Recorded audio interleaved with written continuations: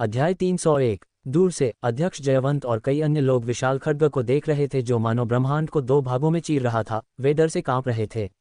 भयावह, इस खड्ग का दिखना ही मुझे घुटने टेकने पर मजबूर कर रहा है। अर्धदिव्य लोक वाकई अपने नाम में दिव्य शब्द के योग्य है।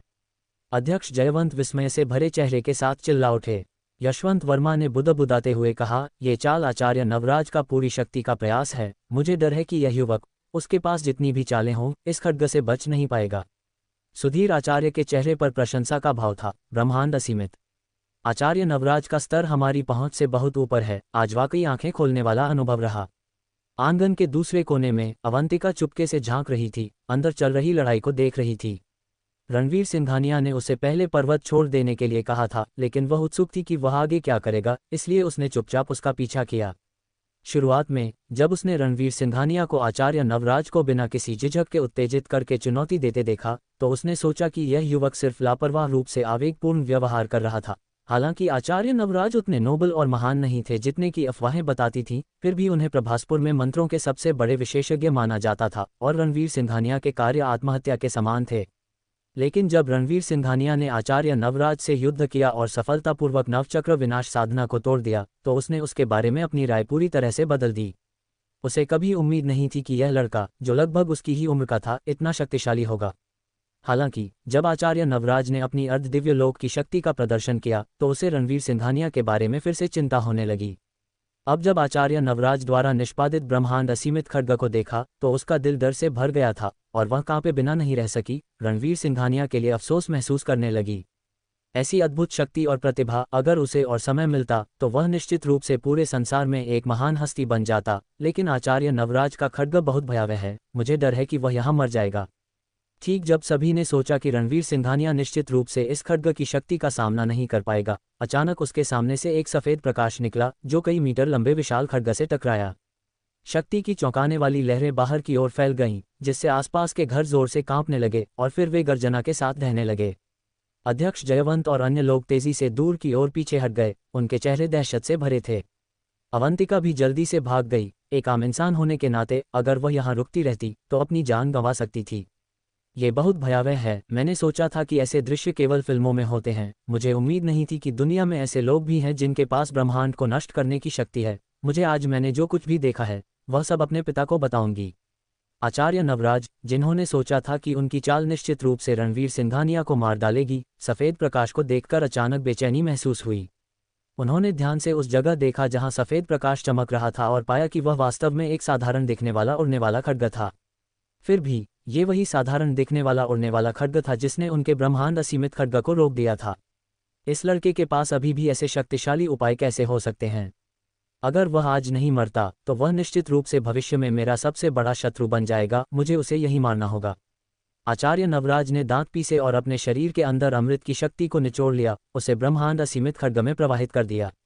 रणवीर सिंघानिया भी इस समय सहज नहीं थे। उन्होंने अपनी आत्मिक आत्मा शक्ति को बुलाकर मुश्किल से उड़ने वाले खड्ग को संचालित किया था, जिसने शुक्र है कि अपनी शक्ति से उन्हें निराश नहीं किया।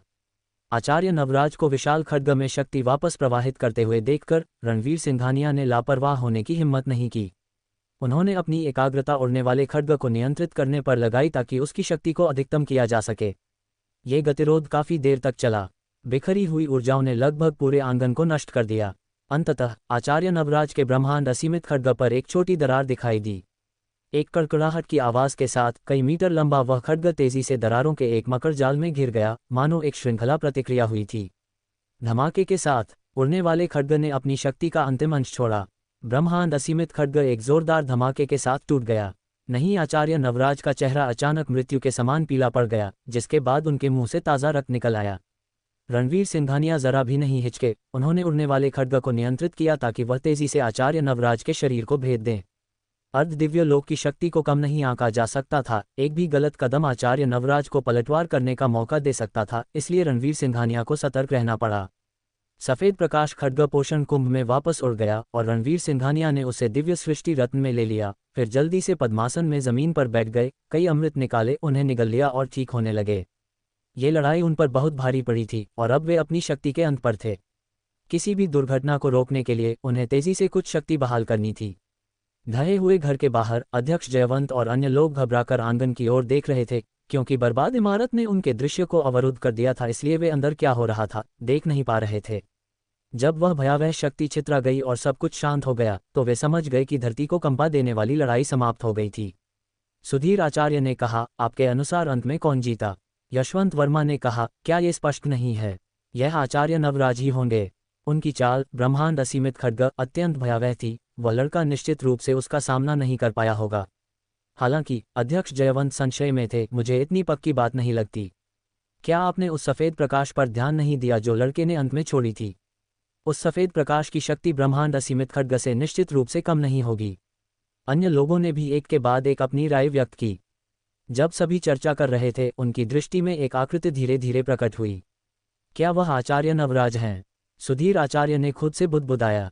जैसे ही आकृति स्पष्ट हुई, सभी के चेहरों पर सदमे का भाव आ गया।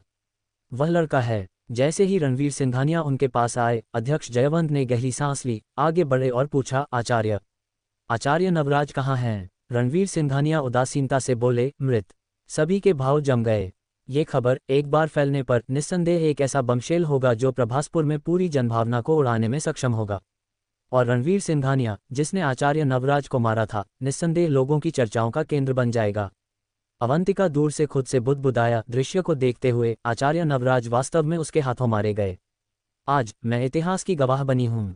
अध्यक्ष जयवंत और अन्य लोग रणवीर सिंघानिया की ओर अत्यंत जटिल भावों के साथ देख रहे थे। रणवीर सिंघानिया ने उपस्थित लोगों पर एक नज़र डाली, अपना हाथ उठाकर वज्रमेघ खड्ग को अपनी पकड़ में बुलाया और ठंडे स्वर में कहा, आचार्य नवराज तरकीन था। मैंने आज नीलगिरी पर्वत पर उसका वध किया है। तुम उसके दोस्त हो, क्या तुम में से कोई है जो उसका बदला लेना चाहता है? भोज कक्ष में सन्नाटा पसरा हुआ था। हर व्यक्ति अपनी जगह पर स्तब्ध खड़ा था, उनकी सांसें मानो थमसी गई थीं। एक लंबे क्षण के बाद अध्यक्ष जयवंत ने सबसे पहले चुप्पी तोड़ी। गला साफ करते हुए उन्होंने कहा, युवक, मुझे ये स्पष्ट करना होगा कि मैं आचार्य नवराज का मित्र नहीं हूँ। आचार्य नवराज अहंकारी है और स्त्री सौंदर्य के प्रति आसक्त है। उसने न जाने कितनी मासूम लड़कियों को नुकसान पहुंचाया है। मैं आज उसके भोज में केवल उसकी दुष्ट शक्ति के दबाव में आया था। तुम्हारा उसे मारना मेरे लिए एक उत्सव का कारण है। अन्य लोग अध्यक्ष जयवंत को अजीब भावों से देखने लगे। यशवंत वर्मा ने मन ही मन सोचा कि अध्यक्ष जयवंत हमेशा वफादारी और धार्मिकता को महत्व देते हुए दिखाई देते थे, फिर भी ऐसे समय में वह आचार्य नवराज से खुद को तेजी से अलग कर रहे थे, जो कि घृणित था। बाकी लोग भी अपनी स्थिति स्पष्ट करने लगे, कहने लगे कि वे भी दबाव में भोज में आए थे और सच्चाई तो यह है कि वे आचार्य नवराज से लंबे समय से घृणा करते थे। इसमें कोई मदद नहीं थी, क्योंकि रणवीर सिंघानिया ने अभी अभी आचार्य नवराज का वध किया था, जो अर्धदिव्य लोक के कगार पर था। इस समय जो कोई भी आचार्य नवराज का दोस्त होने का दावा करने की हिम्मत करता, वह मौत को दावत दे रहा होता। रणवीर सिंघानिया निरुत्तर थे, मन ही मन सोच रहे थे कि तो आचार्य नवराज इन सबको यहाँ अपनी शराब की संगत के लिए लाया था। हालांकि उन्होंने इसे कोई बड़ी बात नहीं बनाया और बस इतना कहा, चूंकि आप सभी यहाँ दबाव में आए थे, मुझे उम्मीद है कि आप आचार्य नवराज को एक चेतावनी के रूप में लेंगे और भविष्य में उसकी गलतियों को नहीं दोहराएंगे। भीड़ ने तुरंत सिर हिलाया और सहमति व्यक्त की। अध्यक्ष जयवंत ने पूछा, युवक, क्या मैं तुम्हारा नाम जान सकता हूँ? आज की लड़ाई निश्चित रूप से जादू के क्षेत्र के इतिहास में दर्ज होगी। तुम इतिहास भर में याद रखे जाने के लायक हो। एक पल सोचने के बाद और यह जानते हुए कि आज की घटनाएं एक और सनसनी पैदा करेंगी, रणवीर सिंघानिया ने विनम्रता से उत्तर दिया, वे मुझे आचार्य रणवीर कहते हैं। ये सुनकर सभी ने मन ही मन आचार्य रणवीर नाम को कुछ बार दोहराया। अध्यक्ष जयवंत को कुछ याद आया और उन्होंने जल्दी से पूछा, क्या आप वही आचार्य रणवीर हैं जिन्होंने कुछ समय पहले विदेश में रक्त खड्ग संगठन को नष्ट किया था और आयुर्वेद संप्रदाय को वश में किया था? रणवीर सिंघानिया ने सिर हिलाया। हाँ, वह मैं ही हूँ। भीड़ के चेहरे एक बार फिर सदमे से भर गए। फिर वह आगे बढ़े, रणवीर सिंघानिया को गहराई से प्रणाम किया और सम्मानपूर्वक कहा, प्रभासपुर के जादू संघ की ओर से मैं आचार्य रणवीर को अपना सम्मान अर्पित करता हूँ। ये देखकर अन्य लोग भी जल्दी से आगे बढ़े। प्रभासपुर के वर्मा परिवार की ओर से मैं आचार्य रणवीर को अपना सम्मान अर्पित करता हूँ।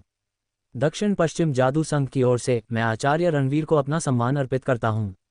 रणवीर सिंघानिया ने लापरवाही से हाथ हिलाया, यहाँ का मामला समाप्त हो गया है, आप सभी अब जा सकते हैं। किसी ने भी देर करने की हिम्मत नहीं की। उन्होंने रणवीर सिंघानिया से विदा ली और पहाड़ से उतरने लगे। उन्हें बिना किसी देरी के नीलगिरी पर्वत के ऊपर आज की घटनाओं के बारे में खबर फैलानी थी। प्रभासपुर के जादू संघ में कुछ बहुत बड़ा हुआ था। सभी के चले जाने के बाद रणवीर सिंघानिया मुड़े और नीलगिरी पर्वत के दूसरी ओर चले गए। थोड़ी देर बाद ही उन्हें एक छिपा हुआ रास्ता मिला जिसके सामने एक बोर्ड टंगा था जिस पर लिखा था, प्रवेश वर्जित।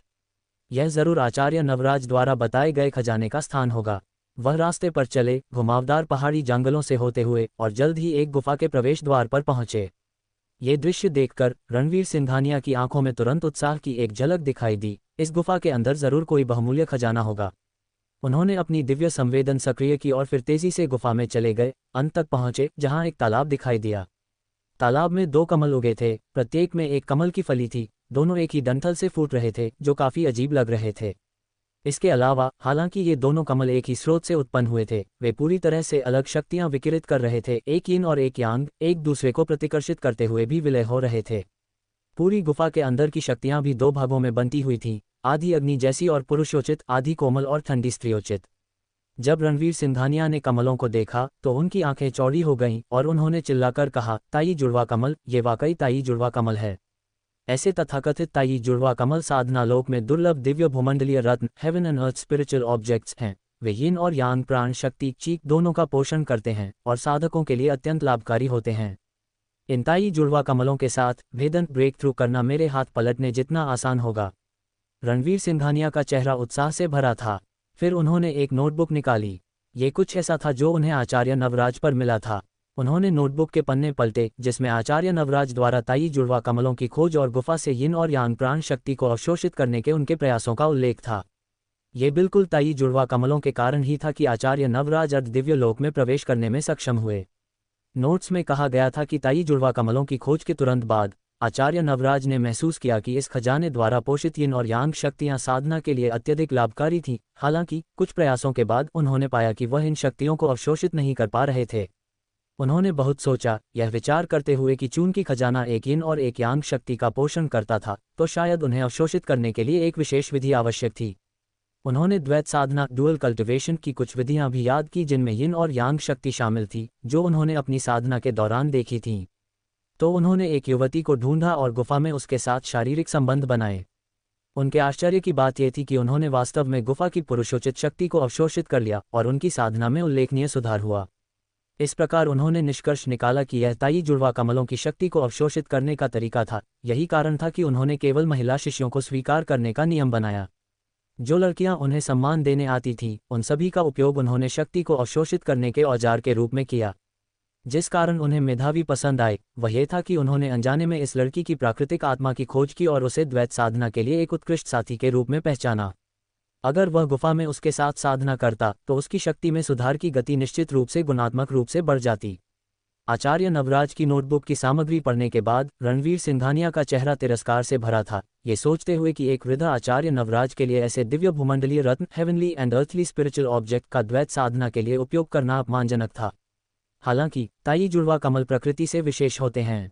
वे यिन और यांग शक्ति का पोषण करते हैं जो हमेशा संतुलन में रहती हैं।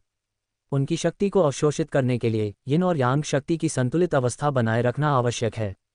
केवल ताइन शक्ति पावर ऑफ टाइन या सौर शक्ति सोलर पावर को अकेले अवशोषित करने से विफलता मिलेगी। सफलता तभी संभव है जब यिन और यांग प्राण शक्ति दोनों को एक साथ अवशोषित किया जाए। इसलिए ताई जुड़वा कमलों का साधना के लिए उपयोग करने हेतु वास्तव में एक पुरुष और एक महिला को सहयोग करना होगा। यह महसूस करते हुए रणवीर सिंघानिया को भी कठिनाइयों का सामना करना पड़ा, क्योंकि वह ताई जुड़वा कमलों का साधना के लिए उपयोग करना चाहते थे, जिसका अर्थ था कि उन्हें एक ऐसी लड़की ढूंढनी थी जो जुड़वा कमलों से निकलने वाली ताइन शक्ति को सहन कर सके। आर्या सिंह अपनी रहस्यमयी चंद्रिका पवित्र काया मिस्टीरियस इन सेक्रेड बॉडी के साथ एक उत्कृष्ट विकल्प होगी, लेकिन वह इंद्रप्रस्थ कैपिटल में बहुत दूर थी और मुखिया वीरभद्र चौहान म्यूटायांग द्वारा कड़ी निगरानी में थी, जिससे उसका प्रभासपुर गैंग सिटी आना असंभव था। ये ताई जुड़वा कमल परिपक्व होने वाले हैं और एक ऐसा समय आएगा जब वे यिन और यांग प्राण शक्ति का पोषण करना बंद कर देंगे। अगर मुझे भेदन करना है तो मुझे जल्द ही एक ऐसी लड़की ढूंढनी होगी जो ताइन शक्ति को अवशोषित कर सके। जैसे ही उन्होंने ये सोचा, मेधावी रणवीर सिंघानिया के मन में आ गई। मेधावी, ये लड़की केवल चित्रकला के माध्यम से योग सिद्धि प्राप्त कर सकती थी। साधना लोक में रखी जाए तो निस्संदेह ये हजारों में एक प्रतिभा है। अगर वह मेरे साथ सहयोग करे और ताई जुड़वा कमल से ताइन शक्ति को अवशोषित करे तो यह उसके लिए एक बड़ा अवसर होगा। एक बार जब उन्होंने अपना मन बना लिया तो रणवीर सिंघानिया ने तालाब में मौजूद ताई जुड़वा कमल पर एक बार फिर नजर डाली और सावधानीपूर्वक अवलोकन के बाद उन्हें यकीन हो गया कि उन पर उगने वाले कमल के बीज आधे महीने के भीतर परिपक्व हो जाएंगे। साधकों के लिए एक का सेवन करने से उनकी साधना शक्ति में बहुत वृद्धि होगी। इसका प्रभाव कुछ बेहतरीन अमृतों से भी अधिक शक्तिशाली होगा। एक बार जब ये कमल के बीज परिपक्व हो जाएंगे तो इन्हें बाद के लिए बचाया जा सकता है जब स्वर्ण केंद्र स्तर में प्रवेश करने का समय हो। रणवीर सिंघानिया स्थापना स्तर से स्वर्ण केंद्र स्तर में प्रवेश करने की कठिनाई से भली भांति परिचित थे। वह स्थापना स्तर के उत्तरार्ध में प्रवेश करने ही वाले थे और एक बार जब उनका स्तर स्थिर हो जाता तो उन्हें केंद्र निर्माण के बारे में सोचना पड़ता, इसलिए उन्हें जल्दी तैयारी करनी थी।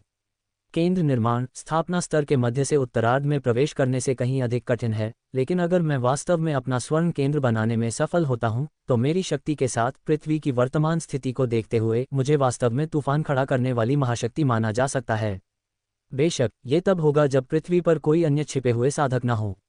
इसके अलावा आज आचार्य नवराज के साथ अपने मुकाबले के बाद रणवीर सिंघानिया ने दिव्यलोक नामक चीज की दुर्जेय प्रकृति को भी महसूस किया था।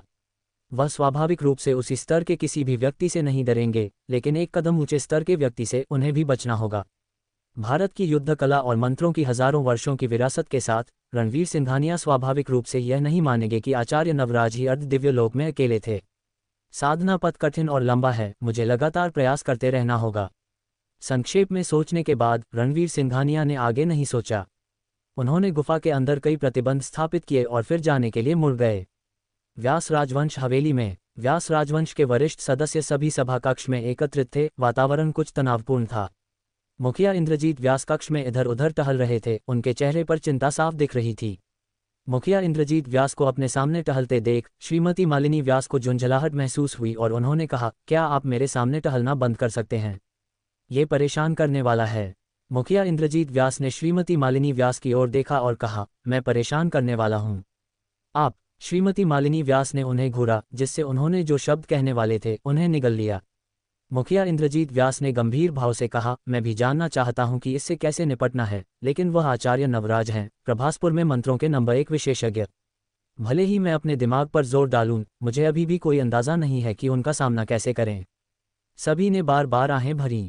इस बिंदु पर मेधावी बोली, पिताजी चिंता मत कीजिए, रणवीर सिंघानिया उस वृद्ध को संभाल लेंगे।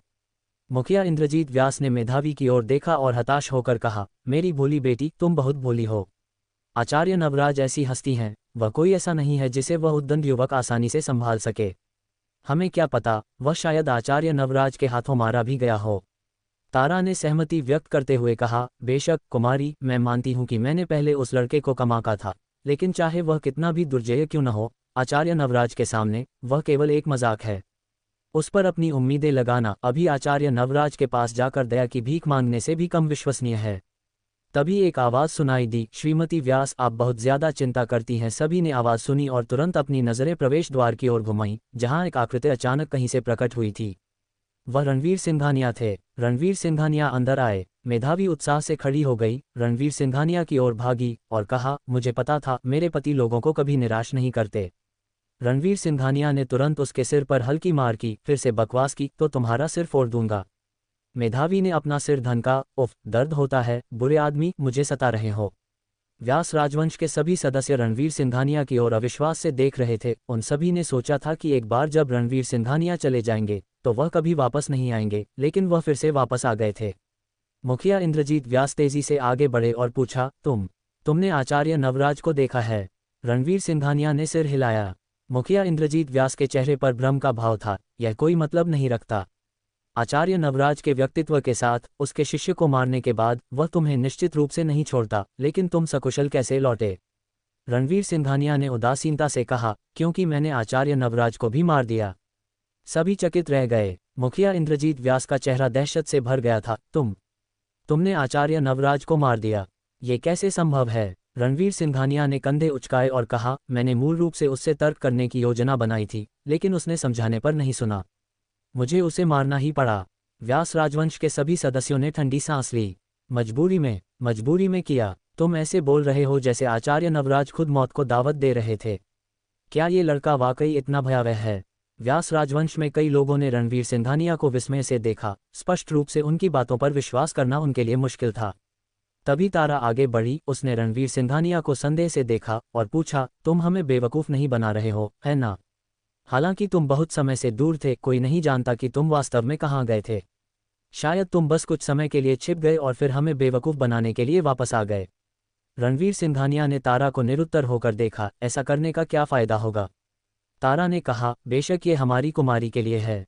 तुम हमें यह मानने के लिए बेवकूफ़ बनाते हो कि तुमने आचार्य नवराज को मार दिया, इसलिए मुखिया तुमसे डरेंगे और हमारी कुमारी का हाथ तुम्हें दे देंगे। क्या यही तुम्हारा लक्ष्य नहीं है? रणवीर सिंघानिया ने अपने होठों को घुमाया और कहा, तुम्हारी कल्पना काफ़ी अच्छी है। मुझे लगता है कि तारा सही कह रही है। ये लड़का शायद कभी नीलगिरी पर्वत गया ही नहीं। युवा लोग अपनी इज्जत बचाने के लिए शेखी बघारना पसंद करते हैं और वह निश्चित रूप से हमें बेवकूफ़ बनाने की कोशिश कर रहा है। ये सही है, मैं भी जब युवा था तो शेखी बघारने में और भी अच्छा था। उसने शायद यह नहीं सोचा होगा कि आचार्य नवराज को मारने का विचार कितना हास्यास्पद लगेगा, इतना कि हम में से कोई भी इस पर विश्वास नहीं करेगा। लड़के, ढोंग करना बंद करो। यहाँ कोई मूर्ख नहीं है। तुम्हारी छोटी मोटी चालें किसी को धोखा नहीं दे पाएंगी। जैसे ही रणवीर सिंघानिया ये सोच रहे थे कि उन्हें ये कैसे विश्वास दिलाएं कि उन्होंने वास्तव में आचार्य नवराज को मार दिया था, एक आदमी बेतहाशा जल्दबाजी में सभा कक्ष में दौड़ते हुए आया। वह इतनी तेजी से दौड़ रहा था कि ठोकर खाकर गिर पड़ा। बड़ी खबर, बड़ी खबर! मुझे अभी खबर मिली है कि आचार्य नवराज को नीलगिरी पर्वत पर आचार्य रणवीर नामक एक महान आचार्य ने मार डाला है और जादू के क्षेत्र और युद्ध कला संघ दोनों में हंगामा मचा हुआ है। व्यास राजवंश के सभी सदस्यों की आंखें चौड़ी हो गईं। तुमने क्या कहा? आचार्य नवराज सचमुच मारे गए? मुखिया इंद्रजीत व्यास ने आश्चर्यचकित भाव से चिल्लाया। उस व्यक्ति ने गंभीरता से सिर हिलाया। ये खबर बिल्कुल सच है, ये सभी मंडलों में फैल चुकी है। मुखिया इंद्रजीत व्यास ने अपनी लार ली, गंभीर भाव से रणवीर सिंघानिया की ओर देखा। व्यास राजवंश के अधिकांश सदस्यों की नज़रें भी रणवीर सिंघानिया पर टिक गईं। केवल तारा ही अभी भी संदेह से भरी थी। रणवीर सिंघानिया को घूरते हुए बोली, भले ही आचार्य नवराज सचमुच मर गए हों, उन्हें तो आचार्य रणवीर ने मारा था, इसका तुमसे क्या लेना देना? रणवीर सिंघानिया निरुत्तर रह गए। उन्होंने पूछा, मेरा नाम क्या है? तारा ने जवाब दिया, रणवीर सिंघानिया। तो क्या तुम्हारे नाम का इससे क्या संबंध है? व्यास राजवंश के सभी सदस्य अपना सिर हिलाने से खुद को रोक नहीं पाए। तारा की समझ पर उन्हें दया आ रही थी। मुखिया इंद्रजीत व्यास ने एक अजीब सी मुस्कान बिखेरी, रणवीर सिंघानिया की ओर देखा और हाथ जोड़कर प्रणाम करते हुए कहा, आचार्य रणवीर, आप वाकई एक युवा योद्धा हैं। हमने पहले आपकी शक्ल देखकर आपको आंका था, उम्मीद नहीं थी कि आप सचमुच आचार्य नवराज को मार देंगे। ये वाकई अप्रत्याशित है। तारा अभी भी भ्रमित थी और बोली, मुखिया जी, आप उसकी बातों पर ऐसे कैसे विश्वास कर सकते हैं? आचार्य रणवीर के कारनामों का उससे, रणवीर सिंघानिया से क्या लेना देना? मुखिया इंद्रजीत व्यास ने तारा की ओर जटिल भाव से देखा, फिर भारी स्वर में कहा, तारा, तुम्हें अब मेधावी के साथ नहीं घूमना चाहिए। मुझे डर है कि तुम्हारी बुद्धि उसे नीचे खींच लेगी। मेधावी ने सिर हिलाया, ये थोड़ा कम तो लगता है। तारा तुरंत टूट गई, फूट फूट कर रोने लगी और भाग गई। व्यास राजवंश के सदस्यों का रणवीर सिंघानिया के प्रति रवैया पूरी तरह से 180 डिग्री बदल गया। उनमें से हर कोई दोस्ताना मुस्कान दिखा रहा था, जैसे कि वे दुनिया के सबसे समझदार लोग हों, जो कभी किसी को नीचा नहीं देखते। मुखिया इंद्रजीत व्यास का चेहरा खुशी से चमक रहा था। आचार्य नवराज के मरने से उनके दिल का बड़ा पत्थर आखिरकार हट गया था और अब उन्हें अपनी बेटी के भाग्य और परिवार के बीच जूझना नहीं पड़ेगा। हालांकि अभी भी कुछ ऐसा था जिस पर उन्हें भ्रम था, इसलिए उन्होंने संदेशवाहक की ओर देखा और पूछा, आचार्य नवराज जादू के क्षेत्र के एक आचार्य थे। उनकी मृत्यु से जादू के क्षेत्र में हंगामा होना सामान्य है, लेकिन युद्ध कला संघ में भी क्यों हंगामा है? उस व्यक्ति ने जवाब दिया, क्योंकि आचार्य नवराज की वास्तविक शक्ति अर्धदिव्य लोक में थी। वह पहले ही मंत्रों की सीमाओं को पार कर चुके थे और अंत में जब उन्होंने आचार्य रणवीर के साथ युद्ध किया तो उन्होंने युद्ध कला और मंत्रों के संयोजन वाले चालों का इस्तेमाल किया। क्या आचार्य नवराज अर्धदिव्य लोक तक पहुंच गए थे? हे भगवान, क्या ये वह पौराणिक लोक है? तो तुम्हारा मतलब है कि आचार्य रणवीर ने एक ऐसे आचार्य को मार डाला है जो अर्धदिव्य लोक तक पहुंच चुका था? तो वह। सभी ने गहरी सांस ली, एक बार फिर रणवीर सिंघानिया की ओर देखा। उनके भाव कुछ तनावपूर्ण हो गए।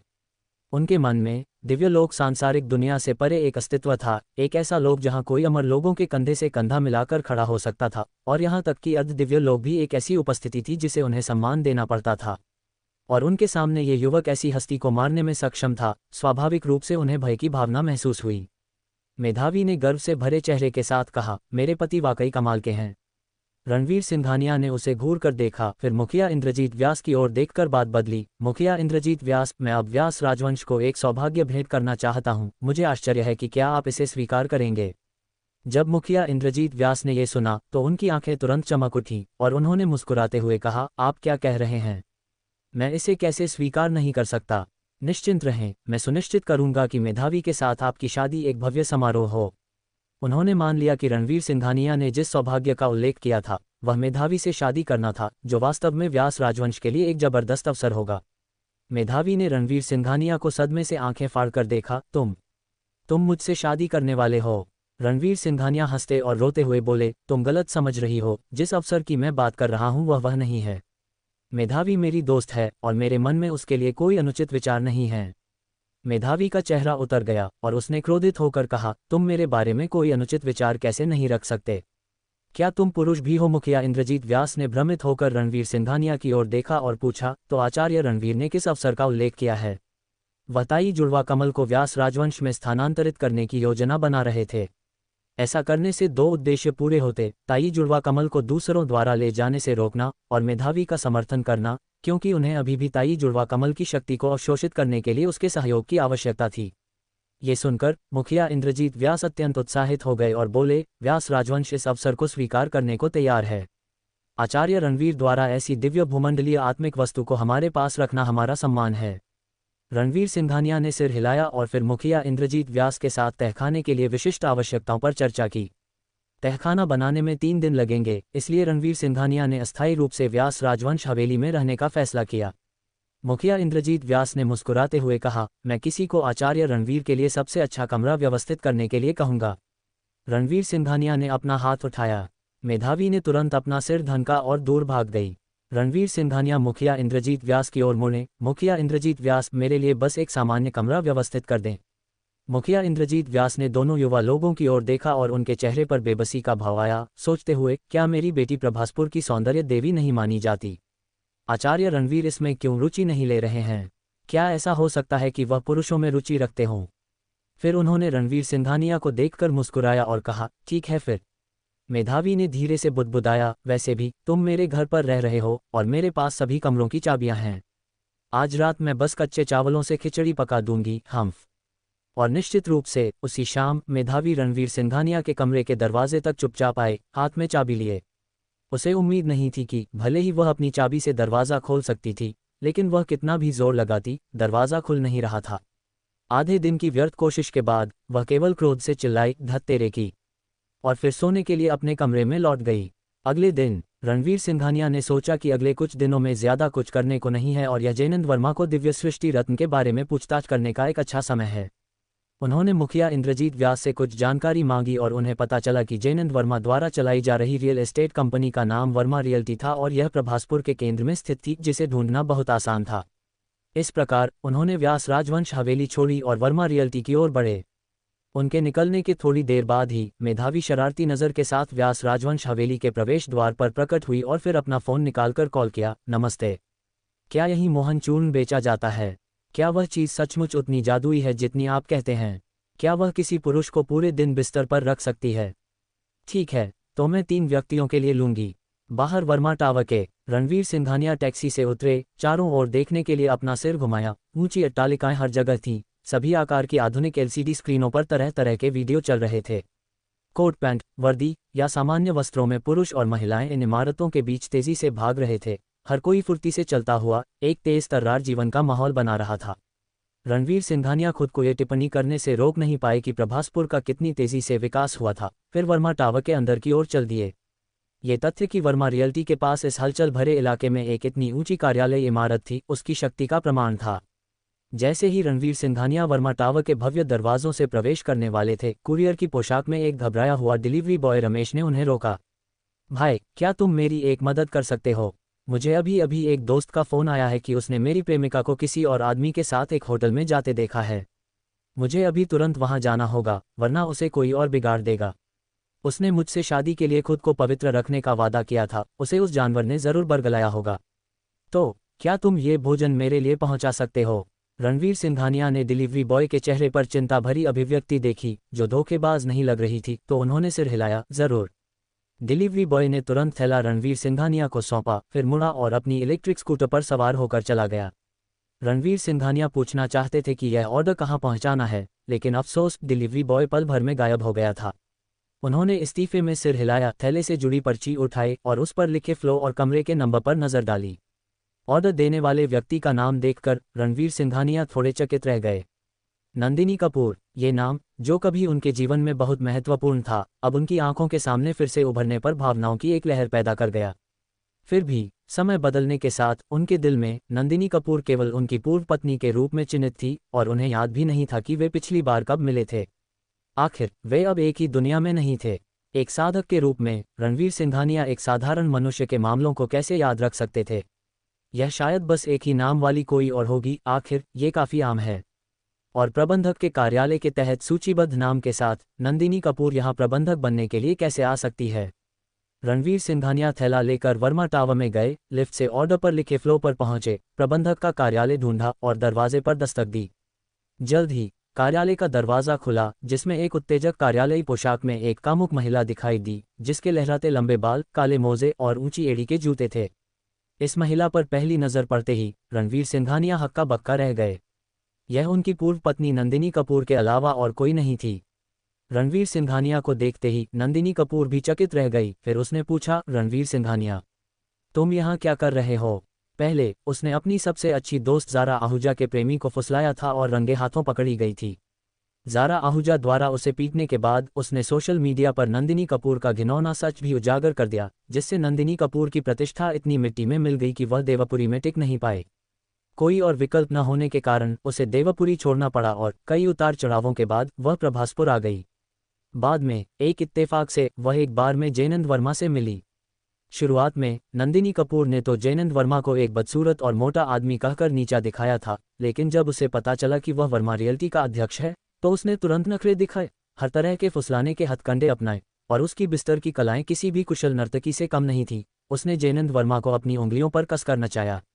उसे रियल एस्टेट उद्योग का कोई अनुभव नहीं था, लेकिन जयनंद वर्मा ने फिर भी उसे एक प्रबंधकीय पद पर बिठाया, जो ये दिखाने के लिए काफ़ी था कि उसने उसे कितनी सफलतापूर्वक अपनी मुट्ठी में कर रखा था।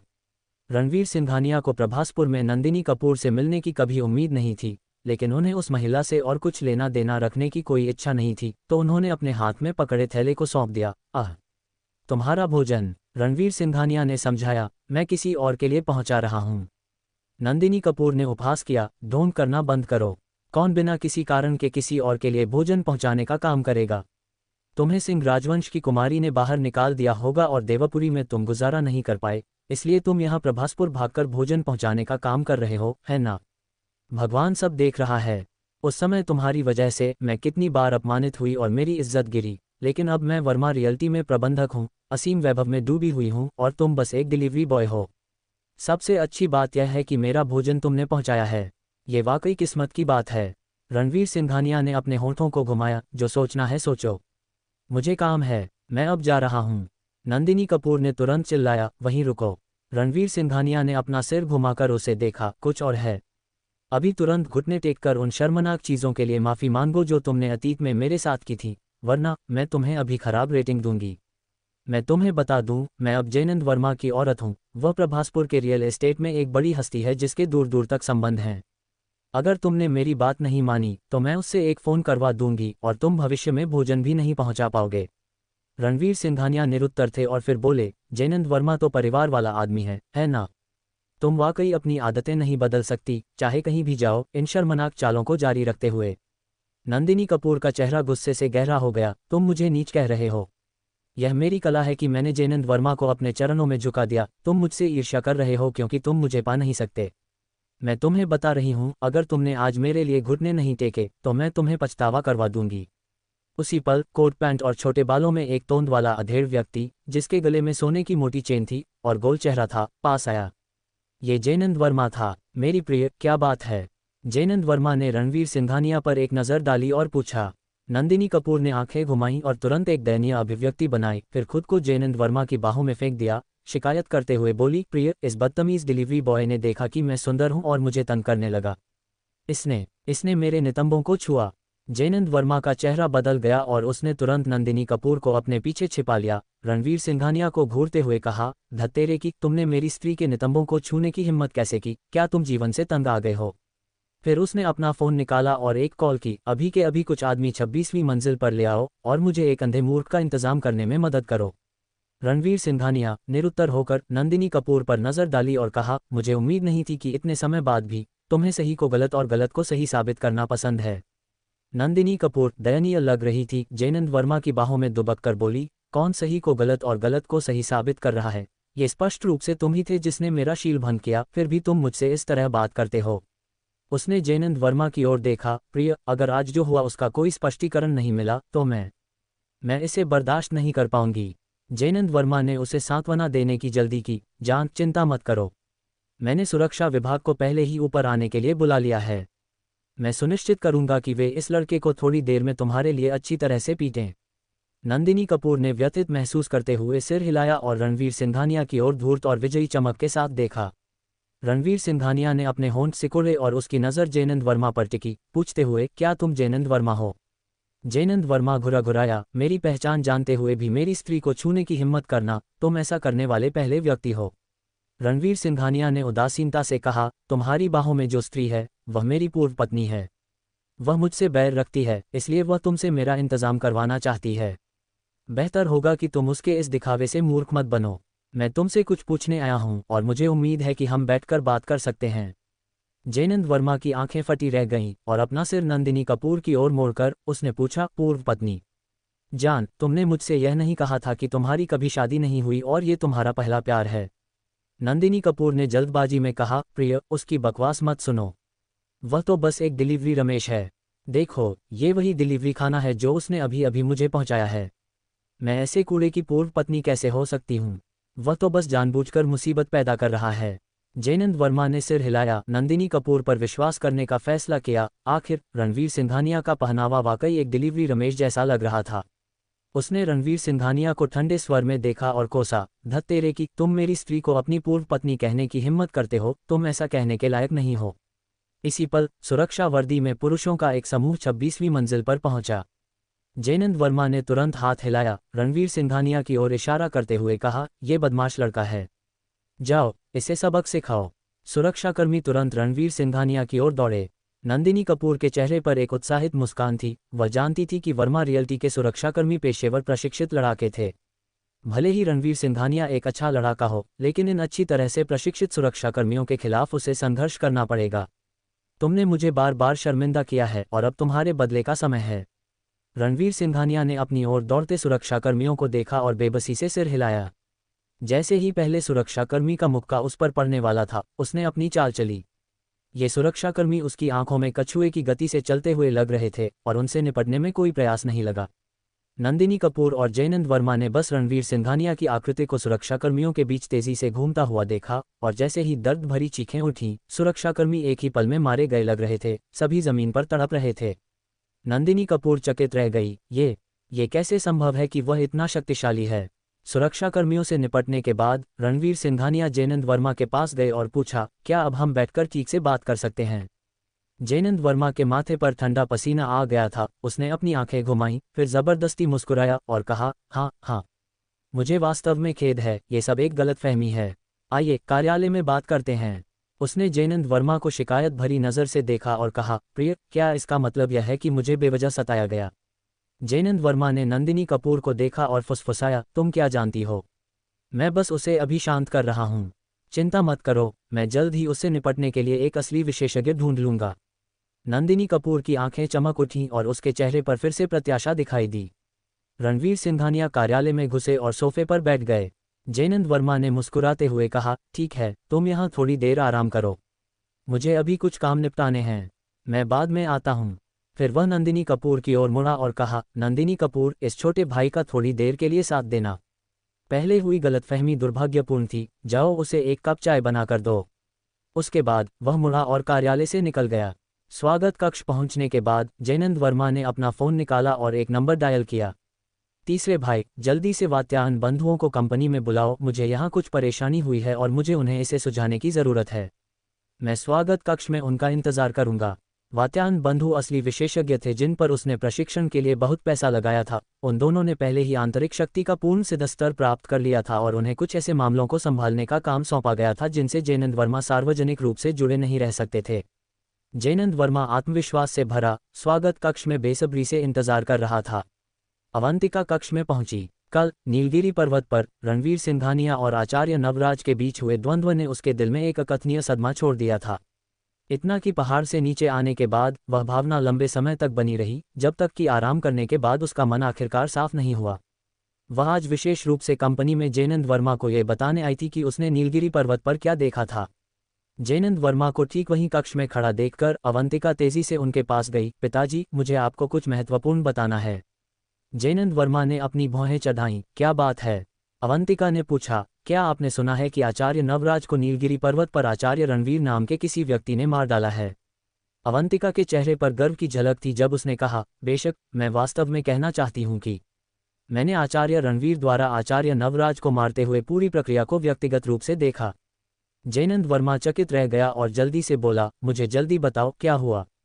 अवंतिका ने पहाड़ की तलहटी में रणवीर सिंघानिया से मिलने के क्षण से हुई हर बात बताई। आचार्य रणवीर और आचार्य नवराज के बीच हुए टकराव के बारे में सुनकर कि मात्र झटकों से एक घर ढह गया था, खासकर चालों का अंतिम मुकाबला जिसने नीलगिरी पर्वत की चोटी को लगभग नष्ट कर दिया था, जैनंद वर्मा का दिल धड़क उठा। ऐसा व्यक्ति वास्तव में एक अमर के समान है। उनकी तुलना में वात्यायन बंधु, जिन्हें मैंने पोषित करने में इतना प्रयास किया, छोटे बच्चों से बढ़कर कुछ नहीं है। जैनंद वर्मा ने आह भरी। अवंतिका ने कुछ निराशा के साथ कहा, ऐसा हो सकता है, लेकिन आचार्य रणवीर इतनी उच्च और शक्तिशाली हस्ती हैं, हम जैसे साधारण इंसान उनसे अपनी इच्छा से मिलने की उम्मीद कैसे कर सकते हैं? क्या हमें उनसे फिर से मिलने का मौका मिलेगा? ये बिल्कुल अलग सवाल है। तभी प्रभावशाली आभा वाले दो बलशाली पुरुष पास आए। वे वात्यायन बंधु थे। उन्हें देखकर जैनंद वर्मा ने जल्दबाजी में अवंतिका से कहा, बेटी, ऊपर एक मुसीबत पैदा करने वाला है जिसने तुम्हारी बहन नंदिनी कपूर को सताया है। मुझे इसे संभालना होगा। इसके बारे में बाद में बात करते हैं। फिर उसने वात्यायन बंधुओं को बुलाया और लिफ्ट की ओर बढ़ गया। अवंतिका ने भौहें चढ़ाईं। ये चालाक नंदिनी वाकई हर समय मुसीबत पैदा करना जानती है। पिताजी उसके लिए वात्यायन बंधुओं को भी बुला रहे हैं। मैं वाकई देखना चाहती हूँ कि वह इस बार किस तरह की मुसीबत में फंस गई है। इतना कहकर वह भी लिफ्ट में उसके पीछे चली गई। ये देखकर जैनंद वर्मा ने कहा, बेटी, तुम मत जाओ, वह बस कोई अनाड़ी डिलीवरी रमेश है, इस प्रक्रिया में तुम्हें चोट न लग जाए। अवंतिका ने ठंडी सांस ली। एक डिलीवरी रमेश जिसके लिए वात्यायन बंधुओं को बुलाना पड़े। मैं जाकर देखती हूँ कि इस चालाक स्त्री ने अब तुम्हें किस तरह की मुसीबत में डाल दिया है। जैनंद वर्मा बेबस महसूस करने लगा और उसने और कुछ नहीं कहा। कार्यालय के अंदर रणवीर सिंघानिया सोफे पर बैठे थे। नंदिनी कपूर की ओर देखते हुए उन्होंने कहा, तुमने एक प्रतिष्ठित विद्यालय से स्नातक किया और अपनी योग्यता के बल पर एक गौरवपूर्ण और गरिमापूर्ण जीवन जी सकती थी, फिर भी तुम हमेशा एक धनी व्यक्ति से जुड़कर कुलीन जीवन जीने पर ही टिकी रही हो। अब तुम यहाँ एक विवाहित पुरुष को बहका रही हो। क्या तुम्हें शर्म नहीं आती? या फिर तुम दिल से ऐसी ही व्यक्ति हो? नंदिनी कपूर उपहास करते हुए हंसी। मैं अपना जीवन कैसे जीती हूँ, ये तुम्हारे काम से कोई मतलब नहीं। डिलीवरी रमेश, यह मत सोचना कि तुम लड़ सकते हो तो सब तुमसे डरते हैं। अपने मन में उसने जोड़ा, बस इंतजार करो जब तक जैनंद वर्मा विशेषज्ञों को लेकर आते हैं। मैं तुम्हें घुटने टेक कर मुझसे भीख मंगवाऊंगी। रणवीर सिंघानिया ने बस अपने कंधे उचकाए और नंदिनी कपूर को नजरअंदाज किया। थोड़ी देर बाद ही कार्यालय का दरवाजा धक्का देकर खोला गया और जैनंद वर्मा वात्यायन बंधुओं के साथ भीतर आए। नंदिनी कपूर तुरंत दौड़कर आई, जैनंद वर्मा की बाह में अपनी बाह फंसाए और रणवीर सिंघानिया पर क्रोध से चिल्लाई, मूर्ख, तुमने वाकई सोचा था कि मेरे प्रिय तुमसे अच्छी बातचीत करेंगे? वह तो बस तुम्हें शांत कर रहा था। अब वह विशेषज्ञों को ले आए हैं, देखते हैं तुम कितने अहंकारी रह सकते हो। जैनंद वर्मा ने रणवीर सिंघानिया पर उपहास भरी मुस्कान दी। छोकरे, मेरी स्त्री के साथ छेड़छाड़ करने वाला कोई भी आज तक अच्छे अंत पर नहीं पहुंचा है और तुम भी कोई अपवाद नहीं होंगे। वात्यायन, पहले उसे पीटो। इसी पल अवंतिका भी कार्यालय में घुसी और सोफे पर रणवीर सिंघानिया को देखकर उसके चेहरे का रंग उड़ गया। वह तेजी से दौड़कर गई, वात्यायन बंधुओं को रोकते हुए चिल्लाई, रुको। जैनंद वर्मा ने थोड़ा भौहें चढ़ाईं और कहा, बेटी, यहाँ तमाशा खड़ा मत करो, ये लड़का बस एक डिलीवरी रमेश है। मैं तुम्हारी बहन नंदिनी कपूर की ओर से उसे सबक सिखा रहा हूँ। अवंतिका घबराई हुई लग रही थी और जैनंद वर्मा से चिल्लाई, डिलीवरी रमेश, इस चालाक स्त्री ने तुम्हें वाकई अंधा कर दिया है। तुम जो कुछ भी वह कहती है उस पर विश्वास करते हो। जैनंद वर्मा भ्रमित होकर पूछा, तुम इस आदमी को जानती हो? अवंतिका ने बेचैनी से कहा, वह आचार्य रणवीर हैं। जैनंद वर्मा का भाव जम गया और उनका शरीर अकड़ गया। तुम मजाक तो नहीं कर रहे हो? जैनंद वर्मा ने यंत्रवत रणवीर सिंघानिया की ओर देखा। उनके माथे पर ठंडा पसीना फूट पड़ा और उनके दिल में अकथनीय भय की भावना उभर आई। ये तो सीधे सीधे मौत को दावत देना था। रणवीर सिंघानिया ने शांत भाव से दृश्य को देखा। उनकी निगाह जैनंद वर्मा के चेहरे पर ठहरी और उन्होंने पूछा, तो क्या तुम वाकई मुझे सबक सिखाना चाहते हो? जैनंद वर्मा ने एक अजीब सी मुस्कान दी। गलतफहमी, यह एक गलतफहमी है। नंदिनी कपूर ने नीलगिरी पर्वत पर हुई घटना के बारे में नहीं सुना था और उसे आचार्य रणवीर का क्या अर्थ था ये पता नहीं था। उसे बस लगा कि अवंतिका उसे परेशान कर रही है। एक दयनीय मासूमियत का भाव लिए वह जयनंद वर्मा की ओर मुड़ी। प्रिय, चाहे कुछ भी हो, तुम प्रभासपुर के प्रसिद्ध रियल एस्टेट व्यवसायी हो और यह आदमी देवपुरी का बस एक मामूली व्यक्ति है। अब जब इसने तुम्हारी स्त्री पर अत्याचार किया है तो क्या तुम वाकई कुछ नहीं करोगे? अवंतिका ने नंदिनी कपूर को निरुत्तर होकर देखा और चिल्लाए, अरे चालाक स्त्री, तुम मेरे पिता के साथ रहने लायक भी नहीं हो। यहाँ मेरे पिता को गलतियां करने के लिए उकसाना बंद करो। नंदिनी कपूर ने अपने आंसू पोंछे और सिसकते हुए कहा, हाँ, मेरी कोई आधिकारिक स्थिति नहीं है और मुझे इसकी मांग करने का कोई अधिकार नहीं है, लेकिन प्रिय, क्या तुम अपनी बेटी की बातों के कारण हमारे इतने लंबे रिश्ते को नज़रअंदाज कर दोगे? उसी पल वह अचानक रुक गए और नंदिनी कपूर को घूरते हुए बोले, तुमने तो कहा था कि वह डिलीवरी वाला है। तुम्हें कैसे पता कि वह देवपुरी से है? नंदिनी कपूर के चेहरे पर घबराहट छा गई और वह टालमटोल करने लगी, मैंने अनुमान लगाया। जयनंद वर्मा को तुरंत एहसास हो गया कि नंदिनी कपूर उसे हमेशा से धोखा दे रही थी। इसे अवंतिका के इस दावे से जोड़ते हुए कि रणवीर सिंघानिया आचार्य रणवीर थे, उनके सिर में तुरंत सिहरन दौड़ गई। इस स्त्री ने उसे एक अमर जैसे शक्तिशाली व्यक्तित्व को नाराज करने पर लगभग मजबूर कर दिया था। रणवीर सिंघानिया ने उपहास भरी निगाहों से नंदिनी कपूर को देखा और कहा, उसे इसलिए पता है कि मैं देवपुरी से हूँ क्योंकि वह वाकई मेरी पूर्व पत्नी है। वह मुझसे बैर रखती है और बदला लेने के लिए तुम्हारा इस्तेमाल करना चाहती है। सिंह जैनंद, चूंकि तुम्हारी बेटी यहाँ है, तुम्हें अब तक मेरी पहचान पता चल ही गई होगी। तुम इस स्थिति को कैसे संभालना चाहते हो? नंदिनी कपूर ने घृणापूर्वक रणवीर सिंघानिया को देखा। रणवीर सिंघानिया, यहाँ मेरे साथ साधु बनने का नाटक मत करो। हाँ, मैं वाकई तुम्हारी पूर्व पत्नी हूँ, लेकिन यह मत सोचो कि देवपुरी में तुम्हारा कुछ प्रभाव है तो तुम प्रभासपुर आकर मनमानी कर सकते हो। चाहे कुछ भी हो, मैं उसकी स्त्री हूँ और भले ही मैंने उसे धोखा दिया हो, वह तुम्हारी मदद कभी नहीं करेगा। अविश्वास में नंदिनी कपूर ने अपने चेहरे को ढककर जयनंद वर्मा को देखा। प्रिय, तुमने एक बाहरी व्यक्ति के लिए मुझे मार डाला। जयनंद वर्मा ने ठंडी सांस ली। बाहरी व्यक्ति? तुम मेरे लिए क्या हो? क्या तुम्हें ये कहने का भी अधिकार है? मैं तुम्हें बता दूं, आज से तुम्हें निकाल दिया गया है। मैं, जयनंद वर्मा, का तुमसे अब कोई लेना देना नहीं है। अभी इसी वक्त मेरी वर्मा रियल्टी से निकल जाओ और मुझे दोबारा मत दिखना। नंदिनी कपूर अचानक घबरा गई। उसे उम्मीद नहीं थी कि जयनंद वर्मा इतने निर्दयी होंगे कि तुरंत उससे संबंध विच्छेद कर लेंगे। वह जानती थी कि उसका सब कुछ जयनंद वर्मा का दिया हुआ था। अगर जयनंद वर्मा उससे संबंध तोड़ लेते तो उसके पास कुछ भी नहीं बचता। उसने जयनंद वर्मा की बांह कसकर पकड़ी और गिड़गिड़ाने लगी, मेरे प्रिय, मैं जानती हूं कि मैं गलत थी। कृपया मुझे एक और मौका दो, मुझे मत भेजो। जयनंद वर्मा ने अपनी बांह खींची, उसे जमीन पर धकेल दिया। तुम्हारा प्रिय कौन है? मेरी एक पत्नी और एक बेटी है और मेरी बेटी यहीं खड़ी है। तुम्हें अभी भी मुझे इस नाम से पुकारने की हिम्मत हो रही है, बेशर्म। वात्यायन बंधु, इसे बाहर फेंक दो। वात्यायन बंधु ने तुरंत नंदिनी कपूर को पकड़ लिया और उसे बाहर घसीट लिया। नंदिनी कपूर लगातार विलाप कर रही थी। उसने कभी कल्पना भी नहीं की थी कि रणवीर सिंघानिया के आने से उसका एक बार फिर शांतिपूर्ण और आरामदायक जीवन बिखर जाएगा। रणवीर सिंघानिया, नीच कहीं के, तुम हमेशा मेरे खिलाफ क्यों जाते हो? तुमने सब कुछ एक बार फिर बर्बाद कर दिया है। मैं निश्चित रूप से तुमसे बदला लूंगी। नंदिनी कपूर की तेजी से दूर होती हृदयविदारक चीखों को सुनते हुए रणवीर सिंघानिया खुद को सिर हिलाने से नहीं रोक पाए। उनका इरादा नंदिनी कपूर से कभी कोई संबंध रखने का नहीं था। अगर वह उन्हें परेशान करने पर अड़ी न होती तो ये सब कभी नहीं होता। ये सब बस उसके द्वारा बोया गया था, वही वह काट रही थी।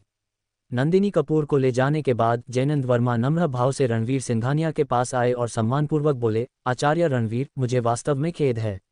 मैं वाकई आपकी प्रतिष्ठित पहचान नहीं जानता था और उसके अनुसार आपका सम्मान नहीं कर पाया। कृपया मेरी अशिष्टता के लिए क्षमा करें। क्या मैं जान सकता हूं कि मैंने ये सब कैसे संभाला? क्या आचार्य रणवीर संतुष्ट हैं? रणवीर सिंघानिया ने सिर हिलाया और कहा, चलो ठीक है। मुझे भी उम्मीद नहीं थी कि उससे यहाँ मुलाकात होगी। सिंह जैनंद, तुम्हें भविष्य में अपनी जीवन शैली पर अधिक ध्यान देना चाहिए ताकि एक सुखी परिवार बना रहे। जयनंद वर्मा ने अजीब सी मुस्कान दी और तुरंत बोले, मैं निश्चित रूप से आचार्य रणवीर की सलाह पर ध्यान दूंगा। अवंतिका उत्साहित होकर रणवीर सिंघानिया के पास आए और चिल्लाए, बड़े भैया रणवीर सिंघानिया, हम फिर मिले। रणवीर सिंघानिया के करीब दिखने के लिए उसने जानबूझकर उन्हें आचार्य रणवीर नहीं पुकारा। रणवीर सिंघानिया ने उसे सिर हिलाया और कहा, मुझे तुम्हारे पिता से कुछ पूछना है, कृपया थोड़ी देर के लिए बाहर चले जाओ। अवंतिका का चेहरा तुरंत निराशा से भर गया, लेकिन उसने आज्ञाकारी भाव से सिर हिलाया। मुनि अध्यक्ष के कार्यालय से बाहर निकली और सावधानी से दरवाजा बंद कर दिया। जयनंद वर्मा तुरंत घबरा गए। पहले रणवीर सिंघानिया की पहचान न जानना उतनी चिंता की बात नहीं थी, लेकिन अब ये जानकर कि वह वही आचार्य रणवीर थे जिन्होंने आचार्य नवराज को मार डाला था, जब एक ऐसा दुर्जय व्यक्ति उनसे बात करना चाहता था तो उनके लिए घबराया हुआ न होना असंभव था। आचार्य रणवीर, मैं जान सकता हूं कि आप मुझसे किस विषय पर चर्चा करना चाहते हैं? जयनंद वर्मा ने सावधानी से पूछा।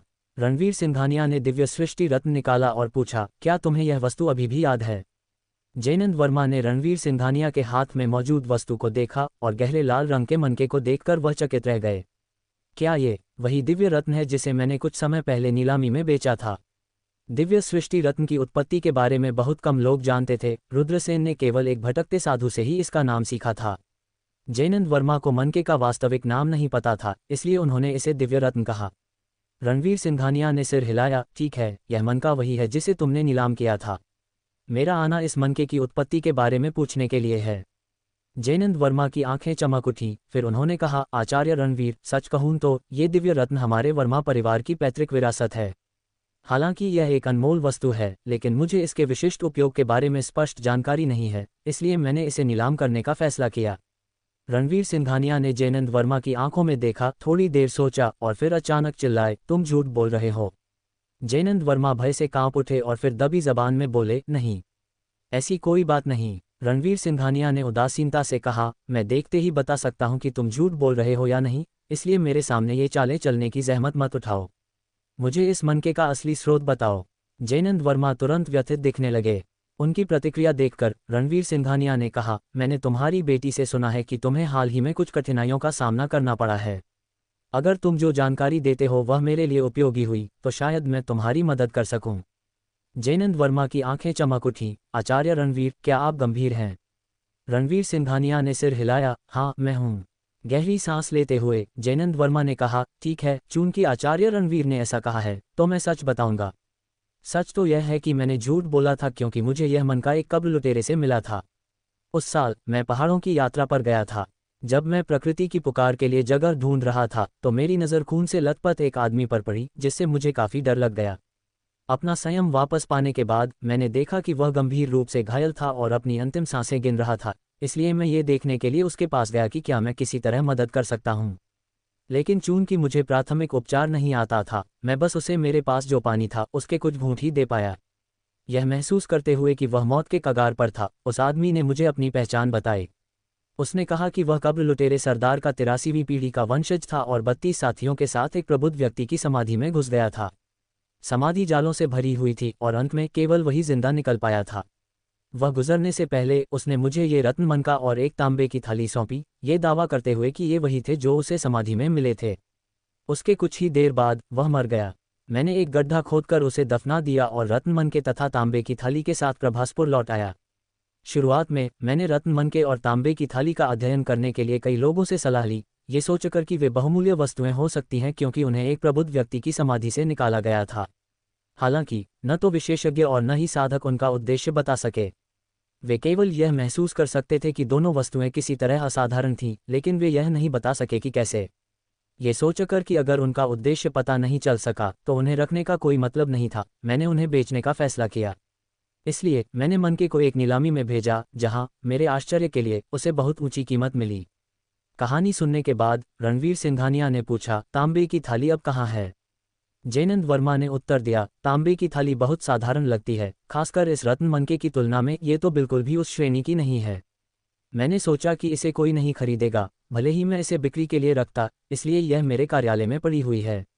अगर आचार्य रणवीर इसे चाहते हैं तो मैं उसे तुरंत यहाँ ला सकता हूँ। रणवीर सिंघानिया ने सिर हिलाया, तो कृपया सिंह जयनंद। जयनंद वर्मा तुरंत प्रबंधक के कार्यालय से निकल गए। लगभग 5 मिनट बाद जयनंद वर्मा गहरे हरे रंग की तांबे की थाली, जिस पर काई लगी थी, के साथ लौटे और उसे रणवीर सिंघानिया को सौंपते हुए बोले, आचार्य रणवीर, ये रही। रणवीर सिंघानिया ने उसे लिया और ध्यान से जांचा। पहली नज़र में थाली में कुछ भी खास नहीं देखा। फिर उन्होंने दिव्य संवेदन को तांबे की थाली को घेरने के लिए छोड़ा और तुरंत उस पर एक अपरिष्कृत बंधन खोज लिया, ठीक वैसा ही जैसा पहले दिव्य सृष्टि रत्न पर था, जो संभवतः एक ही व्यक्ति द्वारा लगाया गया था। रणवीर सिंघानिया ने आसानी से बंधन मिटा दिया और फिर उसमें आत्मिक शक्ति प्रवाहित करने का प्रयास किया।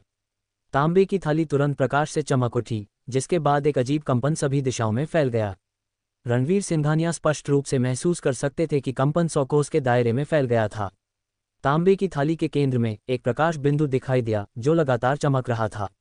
रणवीर सिंघानिया ने दिव्य सृष्टि रत्न निकाला और देखा कि वह गहरे लाल रंग में चमक रहा था। उसकी आवृत्ति तांबे की थाली पर मौजूद प्रकाश बिंदु के साथ तालमेल में थी। रणवीर सिंघानिया ने खुद से विचार किया और थोड़ी देर बाद उन्होंने बड़बड़ाया, क्या ये तांबे का टुकड़ा दिव्य सृष्टि रत्न को ढूंढने के लिए इस्तेमाल किया जाने वाला पहचान यंत्र है?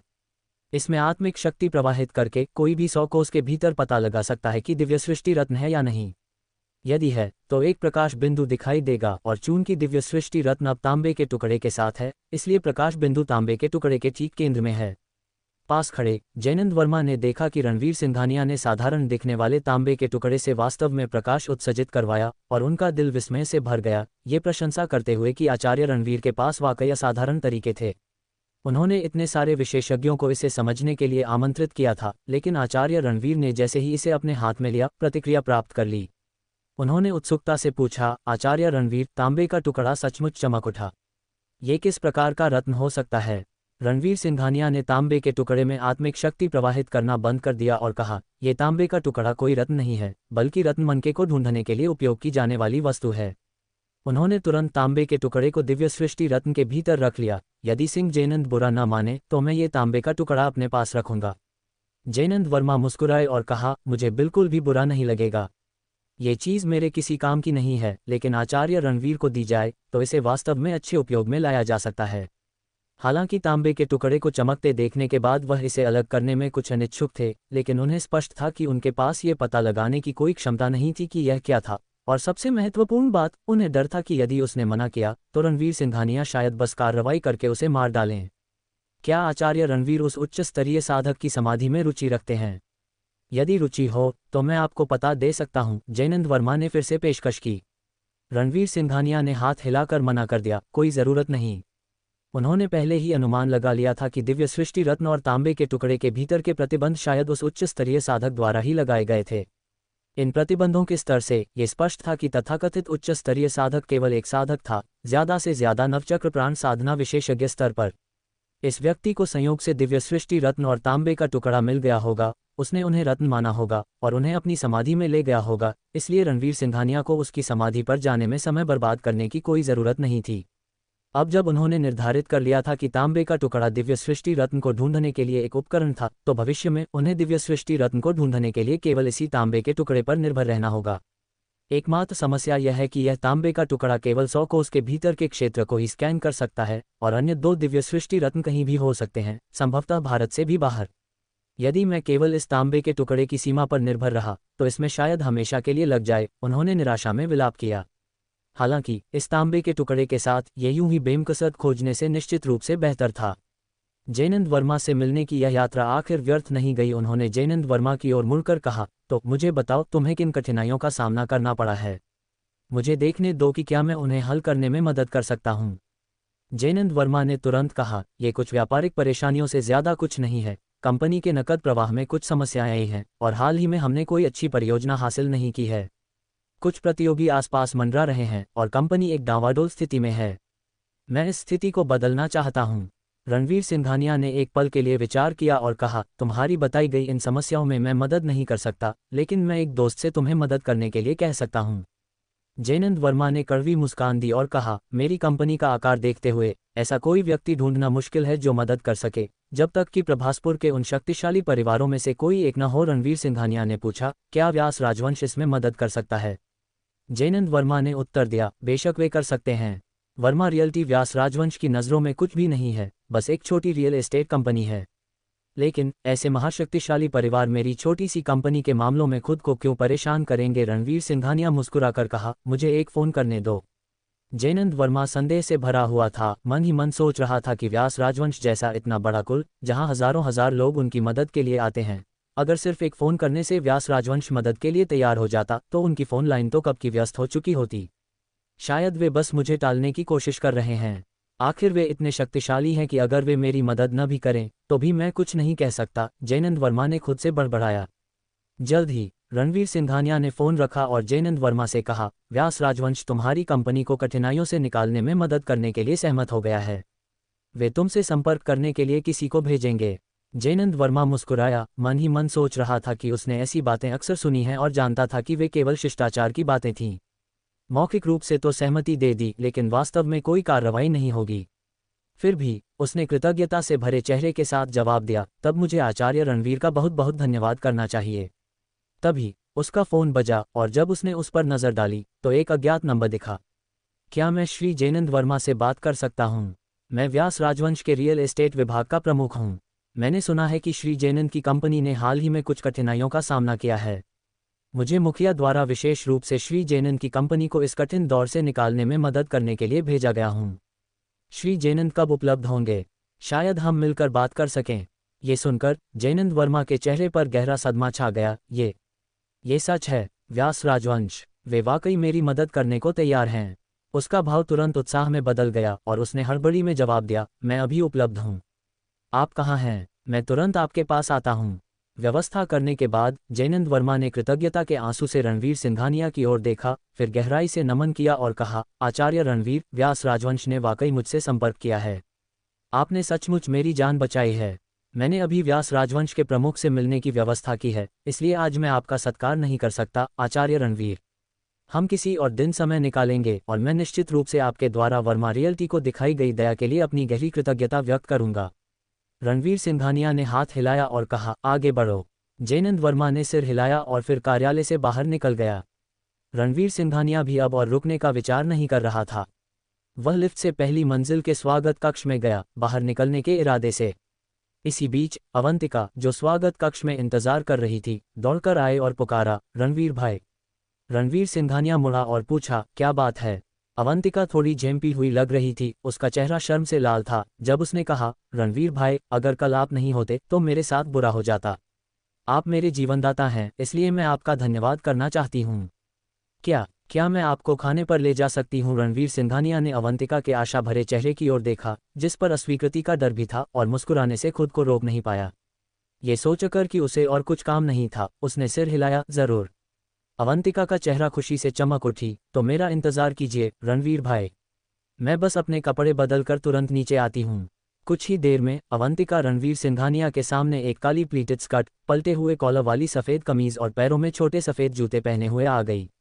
रणवीर सिंघानिया भी उन गोरी और पतली टांगों पर दूसरी नज़र डालने से खुद को रोक नहीं पाया। जब उसने अवंतिका से निकलती युवा ऊर्जा को महसूस किया तो वह आह भरे बिना नहीं रह सका, युवा होना अच्छा है। रणवीर सिंघानिया ने एक पल सोचा और कहा, मैंने प्रभासपुर में अभी तक बारबेक्यू नहीं खाया है। क्या हम बारबेक्यू के लिए चलें? अवंतिका थोड़ी चकित रह गई। उसने खास तौर पर अपने कपड़े इसलिए बदले थे क्योंकि उसे डर था कि रणवीर सिंघानिया कोई आलीशान जगह चुनेगा और वह उसे शर्मिंदा नहीं करना चाहती थी। लेकिन अप्रत्याशित रूप से वह बारबेक्यू खाना चाहता था। हालांकि उसने तुरंत फिर से सोचा और सोचा कि शायद रणवीर सिंघानिया उसे एक दोस्त के रूप में मान रहा था, इसलिए उसने किसी आलीशान रेस्तरां के बजाय एक ज़मीन से जुड़े बारबेक्यू वाले स्थान को चुना। तो उसने खुशी से सिर हिलाया, मैं एक सड़क किनारे का बारबेक्यू जानती हूँ जो वाकई बहुत लोकप्रिय है। जैसे ही रात हुई, चमकदार रोशनी ने प्रभासपुर की समृद्धि को पूरी तरह से प्रदर्शित किया, शहरवासियों को चकाचौंध और ग्लैमर से भरी रात की दुनिया में शामिल करते हुए। रणवीर सिंघानिया और अवंतिका सड़क किनारे के बारबेक्यू ठेले पर एक छोटी मेज पर बैठे थे, जहां लोगों की भीड़ पहले से ही उस जगह को भर चुकी थी, सीख कबाब और पे का आनंद ले रही थी, जीवंत मानव दृश्य में पूरी तरह डूबी हुई थी। अवंतिका की सुंदरता और फैशन परस्त पोशाक ने उनके आसपास के कई युवा पुरुषों का ध्यान आकर्षित किया। उनकी मेज पर विभिन्न प्रकार के मांस के सीख कबाब और ठंडी बियर की कई बोतलें थीं और वे दोनों खाते हुए बातें कर रहे थे। उत्सुकतावश अवंतिका ने पूछा, रणवीर भाई, वह नंदिनी कपूर, क्या वह सचमुच आपकी पूर्व पत्नी है? रणवीर सिंघानिया ने सिर हिलाया, फिर अवंतिका को नंदिनी कपूर के साथ अपना अतीत सुनाया। फिर उसने जोड़ा, लेकिन यह अच्छा है कि रणवीर भाई ने उसे तलाक दे दिया। आपके जैसा उत्कृष्ट व्यक्ति वह आपकी बिल्कुल भी योग्य नहीं है। रणवीर सिंघानिया बस मुस्कुरा दिए, कुछ कहा नहीं। अवंतिका ने फिर संकोच से पूछा, रणवीर भाई, क्या आपको अब कोई पसंद है? रणवीर सिंघानिया ने सिर हिलाया, हाँ है। अचानक अवंतिका का चेहरा उतर गया और उसके भाव से उत्सुकता बहुत कम हो गई। फिर भी उसने जबरदस्ती मुस्कुराए और कहा, वह व्यक्ति भी रणवीर भाई जितना ही उत्कृष्ट होगा। मैं आपको अग्रिम रूप से बधाई देती हूँ। ये बोलने के बाद उसने एक ही घूंट में पूरी बियर गटक ली। उसी पल एक कमीज रहित आदमी, जिसके हाथों पर टैटू थे, गले में सोने की मोटी चेन थी और जिससे शराब की बदबू आ रही थी, अवंतिका के पास आया। वह उसकी टांगों पर घूरता हुआ उपहास भरी मुस्कान के साथ बोला, छोटी बहन, इतनी उत्तेजक पोशाक पहनकर आज रात भाई के साथ सोने का क्या विचार है? अवंतिका का भाव तुरंत ठंडा पड़ गया। उसने उस आदमी की ओर सिर घुमाकर देखा और झल्ला कर बोली, क्या तुम्हारा दिमाग खराब हो गया है? दफा हो जाओ, घिनौने आदमी। उस आदमी ने उपहास किया और चिल्लाया, धत तेरे की, क्या तुम्हें मेरी बात समझ नहीं आती? मैं आज रात तुम्हारे साथ सोने वाला हूँ। मेरे सभी दोस्त भी तुम्हें पसंद करते हैं, क्यों ना हमें अच्छा समय दो। इतना कहकर उसने अवंतिका की जांघ की ओर हाथ बढ़ाया। अवंतिका ने भौहें चढ़ाईं और उस आदमी को धक्का देकर दूर किया, मुझसे दूर रहो, वरना मैं पुलिस बुला रही हूँ। वह आदमी क्रोधित हो उठा। उसने एक खाली बियर की बोतल उठाई और बिना कुछ कहे उसे अवंतिका के सिर की ओर दे मारा। अवंतिका दहशत में थी, ऐसी बेबुनियाद क्रूरता के लिए बिल्कुल तैयार नहीं थी। लेकिन जैसे ही बोतल अवंतिका के सिर से टकराने वाली थी, एक हाथ बाहर आया और उसे पकड़ लिया। वह आदमी चौंक गया। उसने सिर घुमाया और देखा कि वह वही आदमी था जो लड़की के साथ उसी मेज पर बैठा था। वह गाली देते हुए बोला, क्या नायक बनने की कोशिश कर रहे हो? मैं तुम्हें बताता हूँ, मैं आलीशान मेबाक का मालिक हूँ, तुम मुझसे पंगा नहीं ले सकते। दफा हो जाओ अगर मरना नहीं चाहते। रणवीर सिंघानिया ने उसे ठंडे स्वर में देखा और पूछा, उसने तुम्हें ऐसा क्या उकसाया कि तुम्हें उसे बोतल से मारना पड़ा? उस आदमी ने उपहास किया, वह मुझे अपने साथ सोने नहीं दे रही है, यही मुझे उकसा रहा है। क्रोधित होकर रणवीर सिंघानिया ने उस आदमी के पेट में लात मारी, उसे दूर उड़ाते हुए। ये देखकर पास बैठे 7-8 हटे कट्टे आदमी जो शराब पी रहे थे तुरंत खड़े हो गए। प्रत्येक के हाथ में बियर की बोतल थी और धमकी भरे अंदाज में रणवीर सिंघानिया की ओर बढ़ने लगे। आसपास के लोग स्थिति देखकर सब उठकर अगल बगल बिखर गए। एक छोटी बच्ची ने 7-8 हटे कट्टे आदमियों को देखा, डर से अपने बगल में खड़े अधेड़ व्यक्ति के कपड़े खींचे और बोली, पिताजी, वे लोग बहुत बुरे हैं, आप उस बड़े भाई की मदद करने नहीं जाएंगे? अधेड़ व्यक्ति ने जल्दी से छोटी बच्ची का मुंह ढक दिया और कहा, नासमझ बच्ची, अगर भविष्य में ऐसी कोई बात हो तो तुम्हें आवेश में आकर मदद करने की कोशिश नहीं करनी चाहिए, वरना तुम्हें भी अंजाम भुगतना पड़ेगा। छोटी बच्ची गहरी उलझन में लग रही थी, लेकिन अध्यापिका ने कहा था कि जब कोई परेशान हो तो हमें मदद करनी चाहिए, क्या दूसरों की मदद करना हमारा पारंपरिक गुण नहीं है? छोटी बच्ची कुछ समझी, कुछ नहीं। फिर भी उसने सिर हिलाया और अधेड़ व्यक्ति के पीछे शरण ले ली, अब मदद करने का सुझाव नहीं दिया। कुछ युवा समूह पूरे उत्साह में ये दृश्य देखकर तुरंत दखल देने का आग्रह महसूस करने लगे। उनमें से एक युवक ने कहा, धत, ये लोग बहुत घृणित हैं, चलो उस आदमी की मदद करते हैं। उसके साथियों ने, जिनके चेहरे क्रोध से भरे थे, इस सुझाव से सहमति जताई। हालांकि जैसे ही वे आगे बढ़ने वाले थे, एक अधेड़ महिला ने उन्हें रोक दिया। युवाओं, मैं जानती हूं कि तुम दयालु हो और अन्याय बर्दाश्त नहीं कर सकते, लेकिन कृपया मूर्ख मत बनो। ऐसी बातों में दखल न देना ही बेहतर है जिनका तुमसे कोई लेना देना नहीं, वरना तुम्हें भी अंजाम भुगतना पड़ेगा। मेरे पति ने एक बार एक चोर को चोरी करते देखा और उसे रोकने के लिए आगे बढ़ गए। चोर जब घिर गया तो उसने चाकू निकाल लिया और मेरे पति पर वार कर दिया। हताशा में मेरे पति ने एक मुक्का मारकर चोर को बेहोश कर दिया और चोर को गंभीर दिमागी चोट लग गई। हमारे परिवार को न केवल पैसे का नुकसान हुआ, बल्कि मेरे पति को 1 साल से अधिक समय तक जेल में भी रहना पड़ा। इसलिए कृपया आवेश में काम मत करो। युवा समूह ने यह सुनकर अपना धार्मिक उत्साह लगभग पूरी तरह खो दिया। वे शांत हो गए और मदद करने की बात करना बंद कर दिया। रणवीर सिंघानिया का ध्यान 7-8 हटे कट्टे आदमियों पर नहीं, बल्कि आसपास के सभी लोगों की प्रतिक्रियाओं पर था। उन्होंने छोटी बच्ची के पिता के शब्द सुने और अधेड़ महिला के शब्द भी सुने। वे समाज की वर्तमान स्थिति पर विचार किए बिना नहीं रह सके। जब किसी को मदद की ज़रूरत होती थी तो ऐसा नहीं था कि लोग हाथ बढ़ाना नहीं चाहते थे, बल्कि आजकल न्याय के लिए खड़े होने की कीमत बहुत ज़्यादा थी, जिससे वे दयालु व्यक्ति भी झिझक जाते थे। 7-8 हटे कट्टे आदमियों ने रणवीर सिंघानिया को घेर लिया। सरगना ने धमकाते हुए कहा, तुम अपना भला नहीं जानते, हमारे भाई को छूने की हिम्मत की। अगर आज हमने तुम्हें घुटने टेक कर दया की भीख नहीं मंगवाई तो हमारा जीवन व्यर्थ चला गया।